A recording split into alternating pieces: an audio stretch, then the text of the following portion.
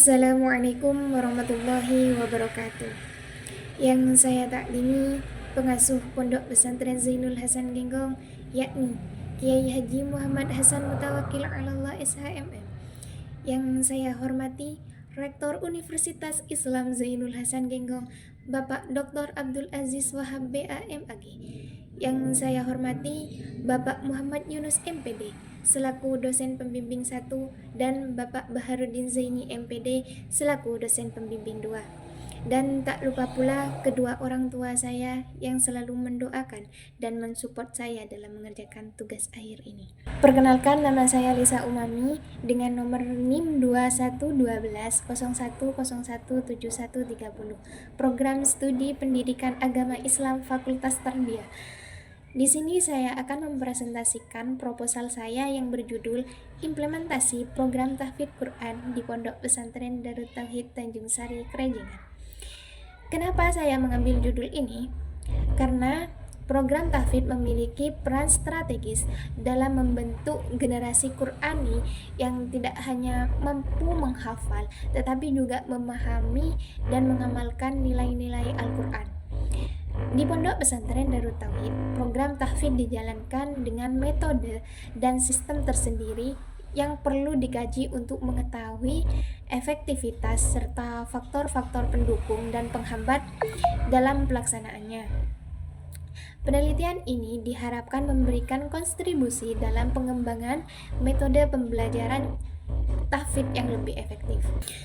Adapun latar belakang masalah penelitian ini adalah program tahfidz Quran merupakan salah satu kegiatan utama di Pondok Pesantren Darut Tauhid Tanjung Sari, Krejengan, Probolinggo, dengan tujuan mencetak generasi penghafal Al-Quran yang tidak hanya hafal tetapi juga memahami dan mengamalkan nilai-nilainya.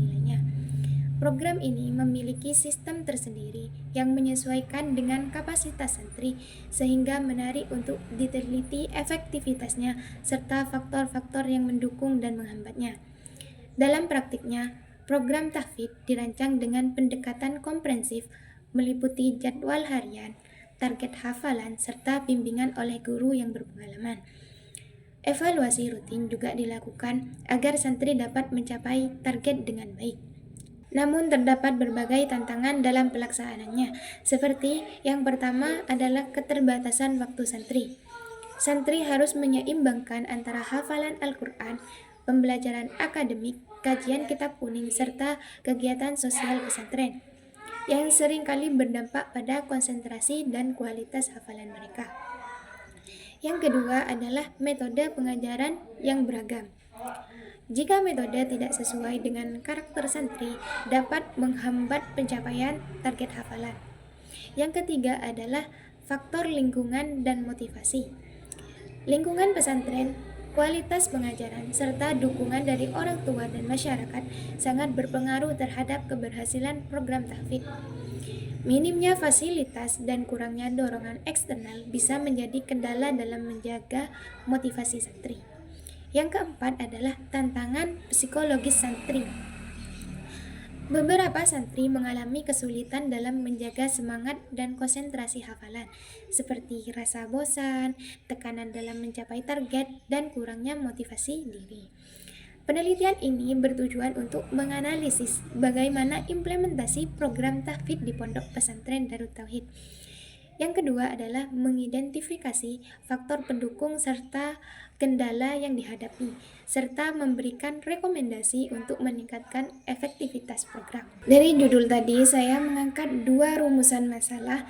Yang pertama adalah bagaimana implementasi program tahfidz Quran di Pondok Pesantren Darut Tauhid Tanjung Sari, Krejengan. Yang kedua, apa saja faktor penghambat dan pendukung implementasi program tahfidz di Pondok Pesantren Darut Tauhid Tanjung Sari, Krejengan. Adapun tujuan penelitian yang pertama adalah untuk menganalisis pelaksanaan program tahfidz Quran di Pondok Pesantren Darut Tauhid Tanjung Sari, Krejengan. Yang kedua adalah untuk mengidentifikasi faktor-faktor penghambat dan pendukung yang mempengaruhi implementasi program tahfidz Quran di Pondok Pesantren Darut Tauhid Tanjung Sari, Krejengan. Manfaat penelitian yang pertama adalah manfaat teoritis. Penelitian ini bertujuan untuk memberikan kontribusi dalam pengembangan teori pendidikan Islam, terutama dalam hal pelaksanaan program tahfidz Quran di pesantren. Yang kedua adalah manfaat praktis bagi guru pembimbing dan pengajar. Penelitian ini juga diharapkan dapat memberikan masukan terkait strategi pengajaran dan evaluasi yang lebih tepat dalam mendampingi santri yang mengikuti program tahfidz. Bagi santri, penelitian ini diharapkan dapat memberikan dorongan dan motivasi bagi santri dalam menjalani proses hafalan Al-Quran dengan pendekatan yang lebih terarah dan sistematis. Selanjutnya adalah penelitian terdahulu. Yang pertama adalah skripsi yang ditulis langsung oleh Susan Rosmawati pada tahun 2019 yang berjudul Implementasi Program Tahfidz Al-Quran di SMP Insan Cendekia Madani. Persamaan penelitian ini dengan penelitian terdahulu, keduanya sama-sama membahas implementasi program tahfidz dan faktor pendukung serta penghambatnya. Sedangkan perbedaannya, penelitian terdahulu berfokus pada sekolah formal, yakni SMP, sedangkan untuk penelitian ini menelaah tentang implementasi program tahfidz di lingkungan pesantren. Yang kedua adalah jurnal yang ditulis oleh Saiful Anwar dan Iswantir pada tahun 2023 yang berjudul Implementasi Program Pembelajaran Tahfidz Al-Quran di Pondok Pesantren Tahfidzul Quran Syekh Ahmad Khotib Al-Minangkabawi. Bersamaan penelitian ini dengan penelitian terdahulu, keduanya sama-sama meneliti implementasi program tahfidz di pesantren dan metode pembelajarannya. Untuk perbedaannya, penelitian terdahulu menyoroti pada target capaian hafalan dan dampak pandemi. Sedangkan penelitian ini berfokus pada faktor pendukung dan penghambat program tahfidz secara keseluruhan di Pondok Pesantren Darut Tauhid. Yang ketiga adalah skripsi yang ditulis oleh Retno Sundari pada tahun 2023 yang berjudul Manajemen Program Tahfidz Al-Quran Studi Kuliatul Muallimin Al-Islamiyah KMI Pondok Pesantren Darul Falah Sukorejo Ponorogo. Persamaan penelitian ini dengan penelitian terdahulu, keduanya sama-sama mengkaji aspek perencanaan, pelaksanaan, dan evaluasi dalam program tahfidz.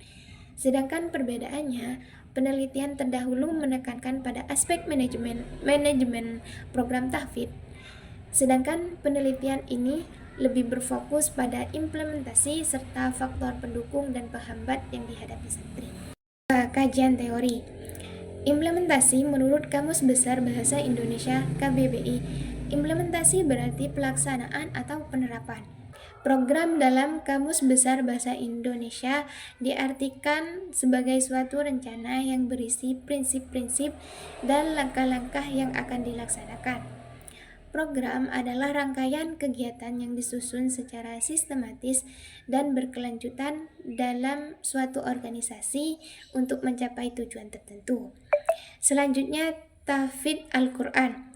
Tahfidz Al-Quran terdiri dari dua kata, yaitu tahfidz dan Al-Quran, yang masing-masing memiliki arti yang berbeda, yaitu tahfidz yang artinya menghafal. Menghafal berasal dari bahasa Arab, yaitu hafidho yahfadu hifdon, yang berarti lawan dari lupa, yang berarti selalu ingat dan sedikit lupa. Sedangkan Al-Quran menurut harfiah itu berarti bacaan. Sedangkan secara terminologi, Al-Quran adalah kalamullah yang diturunkan kepada Nabi Muhammad SAW sebagai mukjizat yang tertulis dalam lembaran-lembaran yang diriwayatkan secara mutawatir dan membacanya termasuk ibadah. Selanjutnya, metode tahfidz. Dalam penelitian ini ada 3 metode, yaitu metode wahdah, yaitu menghafal ayat satu persatu dengan pengulangan. Yang kedua, metode simai, menghafal dengan mendengarkan bacaan dari guru atau rekaman. Yang ketiga, metode jamak, menghafal secara kolektif dengan bimbingan seorang instruktur. Selanjutnya adalah faktor pendukung program tahfidz, kesehatan fisik, kecerdasan, dan motivasi. Faktor penghambat program tahfidz yaitu malas, tidak sabar, kurang mengatur waktu, tidak menguasai makhraj huruf, dan tajwid. kurang berdoa dan tidak bersungguh-sungguh. Selanjutnya bab 3, metode penelitian. Pendekatan penelitian dan jenis penelitian. Penelitian ini menggunakan metode kualitatif dengan pendekatan deskriptif. Metode penelitian kualitatif merupakan pendekatan yang bertujuan untuk mengangkat fenomena sosial dengan mendeskripsikan realitas secara akurat melalui penggunaan kata-kata. Berdasarkan teknik pengumpulan dan analisis data yang relevan. Pendekatan ini dipilih karena memungkinkan peneliti untuk mendapatkan pemahaman mendalam mengenai implementasi program tahfidz Quran di Pondok Pesantren Darut Tauhid Tanjung Sari, Kerajengan. Data dan sumber data penelitian. Sumber data dalam penelitian adalah subjek dari mana data itu diperoleh. Data merupakan hasil dari pencatatan baik berupa fakta maupun angka yang digunakan untuk menyusun informasi. Dalam penelitian ini, sumber data terdiri dari data primer dan data sekunder. Analisis data. Analisis data adalah proses menyusun dan mengorganisasikan data secara sistematis agar mudah dipahami. Dalam analisis kualitatif terdapat 3 tahap utama. Yang pertama adalah reduksi data, yaitu merangkum, memilah, dan memfokuskan data yang relevan dengan tujuan penelitian, serta membuang informasi yang tidak diperlukan. Yang kedua adalah penyajian data, menampilkan data yang telah direduksi dalam bentuk narasi, tabel, atau diagram untuk memberikan gambaran umum, metode yang digunakan, serta faktor pendukung dan kendala dalam program. Yang ketiga adalah penarikan kesimpulan dan verifikasi, menemukan pola hubungan dan makna dari data yang telah disusun, kemudian melakukan verifikasi untuk memastikan keabsahannya.